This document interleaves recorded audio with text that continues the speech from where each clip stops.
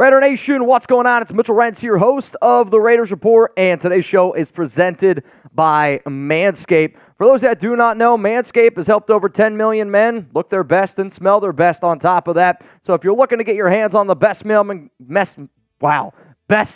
grooming products out there, so she gets her hands on your male grooming product, guess what? Go to manscaped.com, code Raiders for 20% off, and you're going to be able to get some free shipping. So coming up here is going to be players to watch at the NFL Scouting Combine. This is not based on what all 32 NFL teams should watch. This is based on if Telesco and Antonio Pierce sat next to me and they said, all right, Mitch, can you give me a list of names that we think that we should pay attention to? I do this show for the Raiders only, so the players that you're going to see up here are guys that I want Las Vegas to watch very, very closely. So for those that do not know, the Chat Sports team is at the NFL Combine, so we're going to have tons of videos all week. We already dropped a Tom Telesco interview. If you haven't seen it, please go check it out. We're also going to be dropping player interviews, and we're going to be dropping coaching interviews. The amount of content that we are going to be providing this week around the Combine, I challenge to find anybody that has a Raiders channel putting out more content. So if you want to see those interviews, if you want to see what players are saying, hit that subscribe button, turn on those notifications. That way when I go live, you get notified. When I drop a video, you get notified and you don't miss it. So here we go. We're going to go through based on when the Combine drills are. So the way I'm going to work through this players to watch is the first day is Thursday, February 29th, which kind of crazy. I saw it's Martin's mom and I think his sister or brother's birthday, so happy birthday to Martin. It's also my 4-year anniversary, which is kind of an insane thing. Shout out to Alex. And the defensive linemen and the linebackers, they're going to be going on this day. So the positions that I'm really going to be looking at are, I'm going to be looking at defensive tackles. And if you haven't seen, these are my top 10 defensive tackles in this year's class for the Las Vegas Raiders. So spoiler alert, I'm going to watch all 10 of these guys. I want to see if it was smart for me to put Byron Murphy over Jerzon Newton. I want to see what Chris Jenkins looked like, who's going to be an absolute athletic freak. Brandon Fisk, he was one of the clear winners from the Senior Bowl. What does he end up looking like? Jackson McKinley, Brandon Dorless, all these players I'm going to be keeping a very close eye on. Then there's some other dudes that you could potentially find a little bit later in the draft, like Maason Smith. I know the Raiders have been recently interested in trying to find this, big body defensive tackle. Remember, they had Marquand McCall, who they ended up signing near the end of the year. Maason Smith, and yes, there's 2 A's in it because I had to look up 3 different times to make sure I was spelling it correct. He's 6'6", 315. I've been told he might even be closer to 325 pounds. He's a really big human being. However, I don't want to say he looks like Tarzan, plays like Jane, because he does play a little bit better. But when you look at his body, you go, man, if he could reach that full potential, I would love to see what he could end up looking like. And the reason why I'm really focusing on the defensive tackles is obviously the big need for the Raiders, but I would love to give Rob Leonard this chance to work with Maason Smith because I have that much confidence in Rob Leonard. Another DT that I'm going to be keeping a very close eye on is Myles Murphy, and I was told after the Senior Bowl that this was no doubt somebody that Raider fans should keep in mind. And if Las Vegas isn't sold, let's say, on a Nesta Jade Silvera, on a Byron Young, this could be somebody that they try to end up getting a little bit later on in the draft. Originally, I thought that he was going to be somebody that Silver and Black could probably get in the 6th round. I don't see that really happening anymore because he had such a solid Senior Bowl, and with Rob Leonard, who is the Raiders defensive line coach, was one of the coaches out there. Myles Murphy is another very intriguing prospect to look at. Let's all go to the linebackers here. Trevin Wallace, and this might be the number 1 linebacker that I want Raider fans to watch because linebacker isn't a major need for this team in the NFL draft. He might be the best athlete, though, out of all the linebackers. I mean, he's very raw. He is a raw prospect. But Trevin Wallace can move, and he can get after the QB. I can't wait to see what he does. Then we're going to go here to Mr. Knight, who had 140 tackles this past season. He was at the Senior Bowl, and I'm just going to be real with you. Anybody that was at the Senior Bowl, to me, is somebody that I'm going to watch a little bit closer because Rob Leonard was the linebacker coach during the Senior Bowl, but he's the Raiders defensive line coach. So I don't want to get it twisted, but anytime you have the opportunity to work with somebody an extra week, I do think that can go into the evaluation process. Another player that was at the Senior Bowl, Nathaniel Watson from Mississippi State, 137 tackles. And when you get a linebacker coach like Antonio Pierce, the more and more notes that you get, and the fact that this guy's going up against the Raiders' old running back coach in Cadillac Williams, maybe that's another reason. reason. And then the final one here is Marist. I'm not even going to butcher his last name. Notre Dame linebacker. Throughout Tom Telesco's GM reign, where he was the GM of the Chargers from 2013 to 2023, he targeted Notre Dame players a lot. Also, especially at the linebacker position. So with that being said, he's at least somebody to keep an eye on. So I got to know from the nation out there, which position are you most excited to watch at the NFL Combine? I would foresee that most of y'all are going to say quarterback, which is fine. You could put quarterback, but also give me another position that you're going to be watching. This is going to be the pin comment on today's show. So scroll on down and give me your answer. Let's go to Friday here, March 1st, 3 p.m. Eastern Time. It's going to be the DBs and the tight ends, and there's going to be a lot of different players that we should end up watching here, especially the corners. Now, I have switched up my cornerback rankings a few different times, and now I am very set on my top three. I have been number one on Nate Wiggins from the jump. Terrion Arnold continues to impress me in his versatility. Very excited to see what he looks like. Quinyon Mitchell on top of that is somebody who I would love to be able to watch. Another very intriguing prospect to me is Cooper DeJean from Iowa, and for those that don't know, he's one of Feldman's freaks earlier in the offseason. Another person that was one of Feldman's freaks, and if anybody has watched any of my mock drafts this year, the guy that I always get, and I'm probably one of the highest on him in the industry, is Cam Hart, the cornerback from Notre Dame. He's 6'2", he's 200 pounds. He is a phenomenal athlete, okay? His technique's just not very good right now. If you believe in Ricky Manning, the Raiders cornerback coach, well then, to me, I'm willing to bet on somebody like Hart, who does have all the intangibles and has all the traits.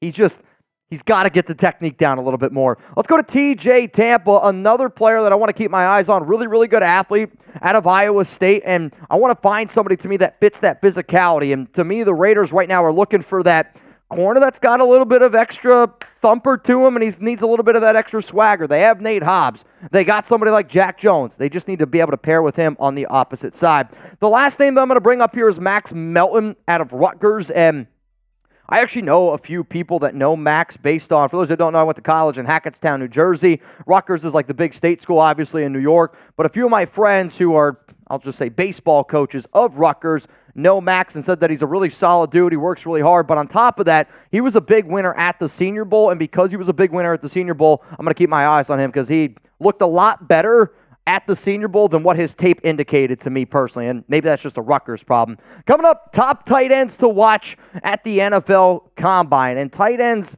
it is a need. But with Luke Getsy, he's going to be looking to add somebody else with Michael Mayer, and the Raiders don't have a lot of tight end depth as it stands right now. It's literally Michael Mayer and Zach Gentry, right? Like, not a lot to be inspired about. And when you know how much Getsy uses the tight end position, it is important to keep in mind. To make sure that your tight end is looking great, you can use it down there too. You really can. Shout out to Manscaped. Go to manscaped.com. Use code Raiders for 20% off, and you're going to be able to get free shipping on all the best male grooming products out there. Manscaped's new Lawnmower 5.0 is ultra. Every man's cheat code to look good, feel good, and turn the page on confidence this year. Whether you're going for a trim or that clean-shaven look, this trimmer has you covered. Trusted by over 10 million men worldwide. I'm going to say that again. Trusted by over 10 million men worldwide. Now is your time to get a grip on your grooming with our exclusive offer. Get 20% off and free shipping with code Raiders at manscaped.com. Embrace a new you and definitely embrace a new trimmer courtesy of Manscaped. I often get asked, like, Mitch, what are some other products that you really like? And you can kind of see them in the picture that was just up there on screen.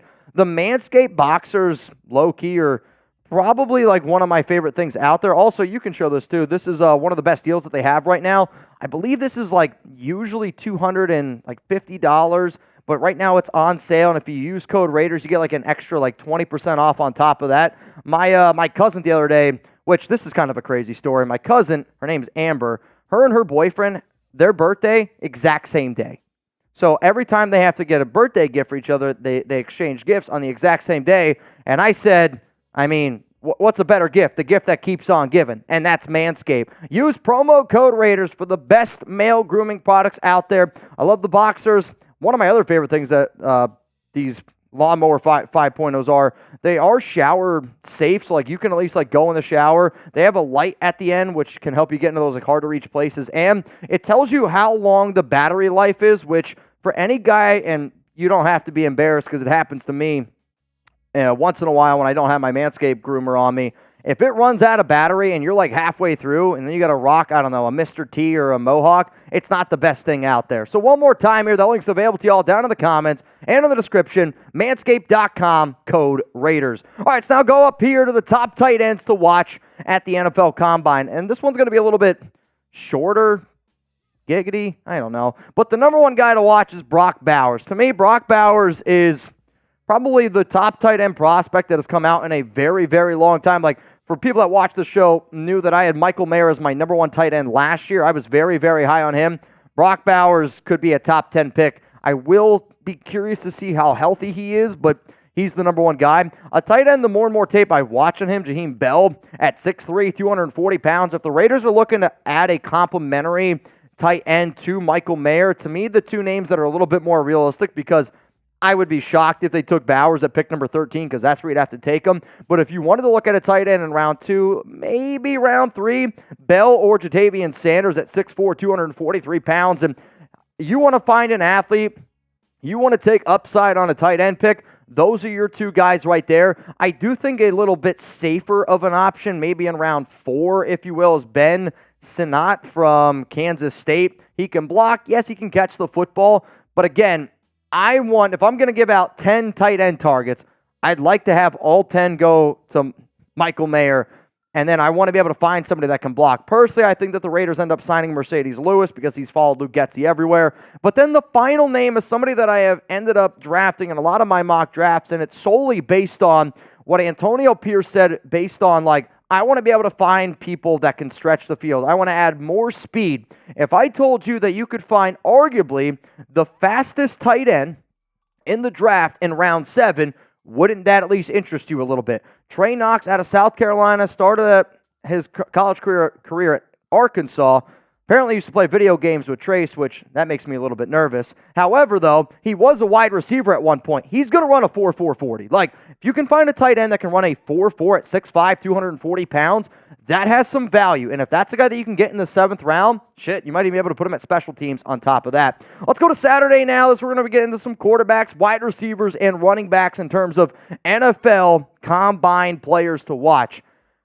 I already know, right? Like, some of you will probably think I'm going to spend most of this video on this segment right here. The problem is Jayden Daniels, Caleb Williams, and Drake Maye, they're not throwing, and I don't even know how much they're even going to be testing. Like, I don't even think Caleb's doing anything at this combine.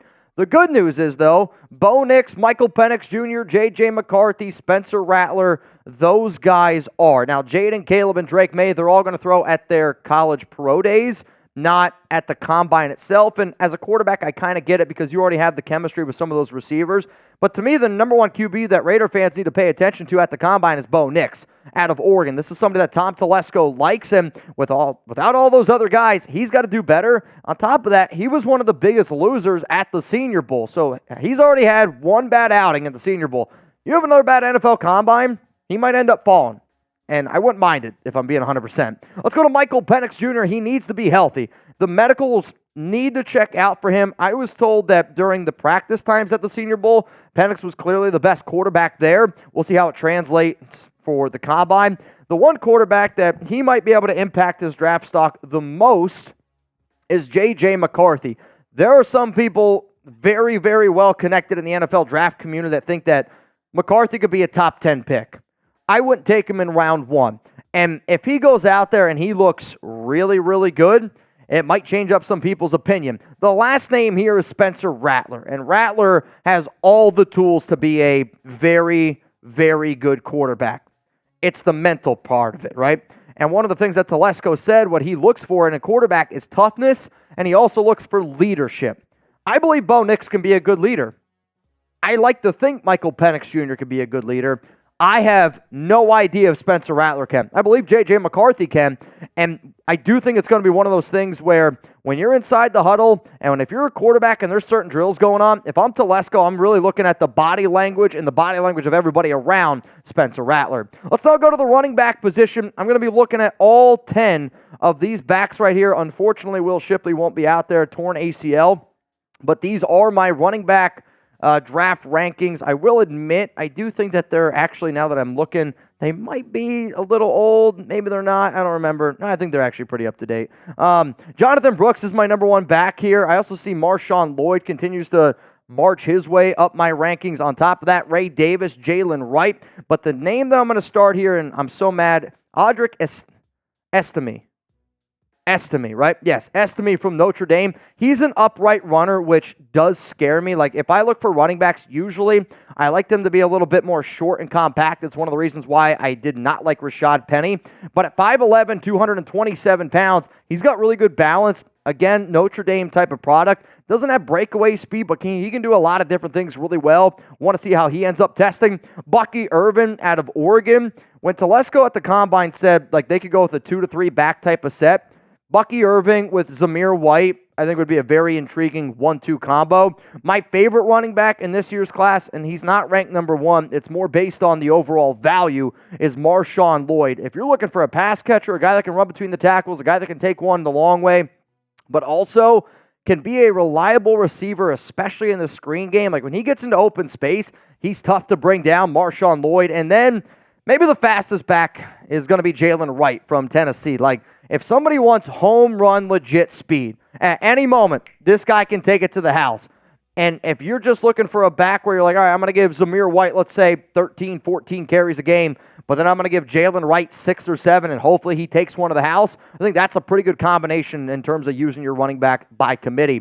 Coming up, though, the top wide receivers to watch at the NFL Combine. But with all this running back talk, are the Raiders going to bring back Jacobs? Are they confident enough in Zamir White?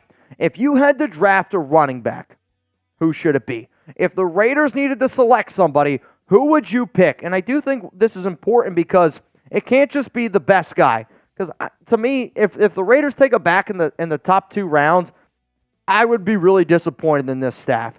I'm looking for a back in round 4, round 5. That's kind of my target area. Like, my favorite running backs to try to snag in round 4 and round 5, Marshawn Lloyd, though he might be creeping up into round 3, and then Ray Davis out of Kentucky. Let's go to the top wide receivers to watch. And I know that Marvin Harrison Jr. isn't doing anything, but the reason why I want to see what he ends up saying is because the person that might impact the Raiders' ability to draft a quarterback the most, probably Marvin Harrison Jr., the wide receiver out of Ohio State. I know that Malik Neighbors, Rome Odunze, they're going to go probably top 10 on top of that. If you were to say, all right, Mitch, what are some other names here? Johnny Wilson is at 6'7". I'd like to see how he tests. Malik Washington, he's on this list because I was told by a source that the Raiders are eyeing Malik Washington.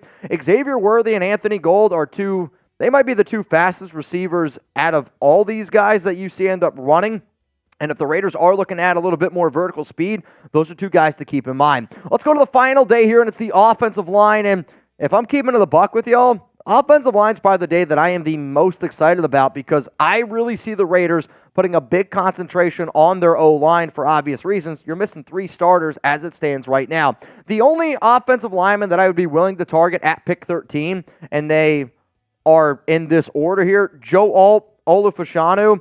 Actually, I might put Talisi a little bit higher because he is also a right tackle. And then J.C. Latham. But to me, Joe Alt is the number 1 guy on the board. Then it's Olu and Talisi. And then there is another little bit of a tier break here with J.C. Latham. Another offensive tackle that I would love to see, and if the Raiders still had Carmen Brasillo, I think they'd be very interested in Amarius Mims, the Georgia offensive tackle, just because he's such a mountain of a man. 6'7", 340 pounds. Another very big offensive lineman. I really want to see how he runs. Jordan Morgan out of Arizona. Like, I do care about 40-yard dash times with offensive tackles. At times, I almost care about it more than I would a running back. Like, I want to see an offensive tackle because in today's day and age, you want your tackle to be an athlete enough to be able to go up the field and lay a few extra blocks, right? The other name that I think could be a person that the Raiders do end up drafting in the middle of the rounds is Blake Fisher, the other offensive tackle for Notre Dame, because they need a right tackle and because Telesco loves himself some Notre Dame players. Then Tyler Guyton, he had himself a hell of a Senior Bowl, and at 6'7", 327 pounds, the bench press, I think, is going to be something that people don't love with him for the only reason he's got such long arms. But I don't want to knock an offensive lineman for having long arms because last time I checked that's a really important thing that needs to happen. Then let's go to the center rankings here, and these are the top 5 centers that I want people to watch. I think Graham Barton, a Duke guy, he's got some connections with Patrick Graham. I know that the plan is to have Dylan Parham end up playing center, but if Barton's there in round 2, at least an interesting guy to keep an eye on. I don't think that he ends up being there. If you watch a lot of my mock drafts, Cedric Van Pran is usually the guy I ended up with in 3rd and the 4th round. Then the top offensive guards to watch. The names that I really like on here are Christian Mahogany, could be an interesting guy to look at in the 3rd or 4th round. Mason McCormick from South Dakota State. My favorite offensive guard, though, in this year's draft is Christian Haynes out of UConn. So who is it? I want to know. Give me a player that I missed that you're like, Mitch, I can't believe you missed this guy. He's going to be at the Combine. Every single person that watches this show needs to check him out. Let me know and let the nation know down below.